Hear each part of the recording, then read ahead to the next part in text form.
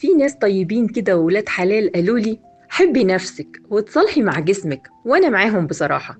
بس اول ما جيت احب نفسي شوية صغننين، طلعوا لي ناس طيبين تانيين يقولوا لي ايه ده، جسمك باظ، لازم تخسي علشان صحتك. طيب ماشي، وعلشان صحتي لازم اظبط اكلي صح. انا عن نفسي بظبط اكلي ظبطة معلمين.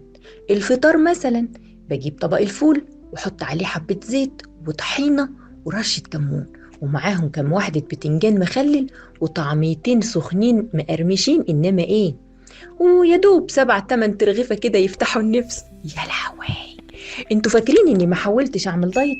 ولا انا مبسوطة بركبي اللي ما بقوش قادرين يشيلوني؟ انا حاولت، والله حاولت. قعدت اكل خس وجزر زي الارنب في الغيط، ويا ريته جاب نتيجة. وزني فضل ثابت والجوع بقى كافر، وبطني بقى فيها صراع داخلي مسموع. كنت بشك انها بتغني مهرجانات.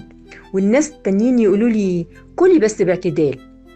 طب ما انا باكل باعتدال اهو عادي، كل ساعتين طبق صغنن محشي يطبطب على قلبي ويدفيني، او طبق كشري يلم شتات روحي، ولا كيكتي وقهوتي دول اللي بينسوني الدنيا ومشاكلها.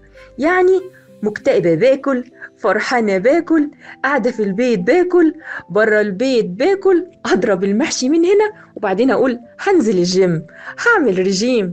حلمي السنة اللي فاتت كنت أخس 10 كيلو، السنة دي بقوا 20.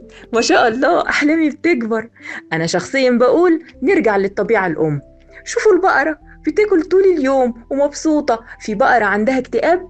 في بقرة قاعدة تقول أنا مستاهلش؟ ولا بتعيط على الميزان؟ ولا داخلة كرسي يوجا عشان تتقبل نفسها؟ خالص، هي بتاكل ومرتاحة. واحنا اللي بنعذب نفسينا بالخس والخضار. احنا مش أرانب يا جماعة، احنا بشر من لحم ودم، وبيجيلنا هبوط عادي جدا، وعصافير بطننا بتصوصو عادي جدا. واللي عايز يعمل دايت ياخدها قاعدة، ما تدخلش لوحدك، خد حد معاك يشهد انك حاولت، ويكتب في التاريخ انك نلت شرف المحاولة. بس المحشي هو اللي غلبك. وانا عن نفسي قررت اتصالح مع نفسي وارفع شعار الجسم السعيد في الكرش السعيد. وفي النهاية وانتوا بتاكلوا دلوقتي ما تنسوش اعملوا لي لايك واكتبوا لي في التعليقات انتوا خسيتوا ولا المحشي غلبكوا زيي. ويلا تابعوني بقى عشان اقول لكم كل يوم على نصايح فاشلة كده تفتح النفس. سلام.